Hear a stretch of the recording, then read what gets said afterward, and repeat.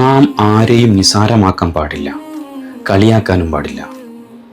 ചിലപ്പോൾ അവരൊക്കെ അള്ളാൻ്റെ അടുക്കൽ ഉന്നത ദറജയിൽ ഇരിക്കുന്നവരായിരിക്കും. ഞാനൊരു കഥ പറയാം.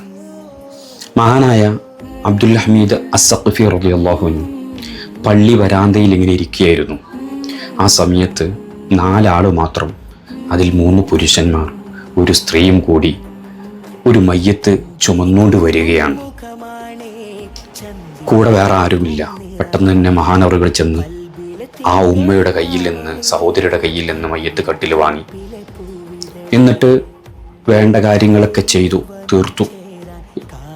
കഴിഞ്ഞതിന് ശേഷം ആ ഉമ്മയോട് ചോദിച്ചു, ഇതാരാണ്? അവൻ പറഞ്ഞു, എൻ്റെ മകൻ്റെ മയ്യത്താണ്. അപ്പം നിങ്ങൾക്ക് അയൽവാസികളും കൂട്ടുകാരും ആരുമില്ലേ? അവരൊന്നും എൻ്റെ മകനോട് അത്ര നല്ലതിലല്ല. അതെന്താ?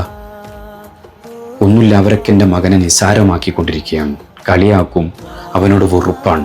അതെന്താ സംഭവം? എൻ്റെ മകൻ വിരൂപിയാണ്, മാത്രമല്ല അവൻ നപുംസകനാണ്. അപ്പം ആർക്കും അവനെ ഇഷ്ടമല്ല. ഇത് കേട്ടപ്പോൾ മഹാനവർക്കൾക്ക് ഭയങ്കര സങ്കടമായി. അദ്ദേഹം ആ ഉമ്മയും കൂട്ടി വീട്ടിൽ പോയി നല്ല ഭക്ഷണം കൊടുത്തു, നല്ല വസ്ത്രവും കൊടുത്തു.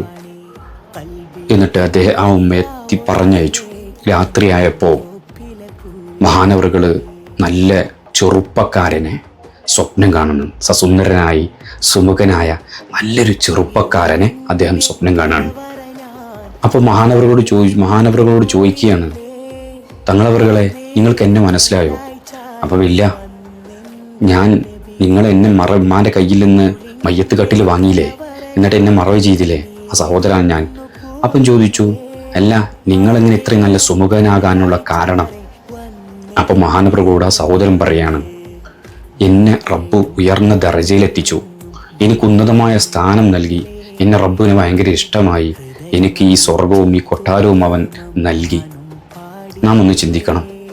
ഇതിൽ നമുക്കൊരു പാഠമുണ്ട്. നാം ചിലപ്പോൾ നിസാരമാക്കുന്നവർ, അവർ റബ്ബിൻ്റെ അടുക്കൽ ഉന്നതമായ ദറജയിലും അള്ളാഹു ആദരിച്ചവരുമായിരിക്കും. അതുകൊണ്ട് ആരെയും നിറത്തിൻ്റെ പേരിലായാലും ശരി, വർഗത്തിൻ്റെ പേരായാലും ശരി, കുടുംബത്തിൻ്റെ പേരിലായാലും ശരി, ആരെയും നാം നിസാരമാക്കാൻ പാടില്ല. കാരണം നമുക്കറിയില്ല റബ്ബിൻ്റെ അടുക്കൽ ആരാണ് ഉന്നത ദറജയിലുള്ളവർ.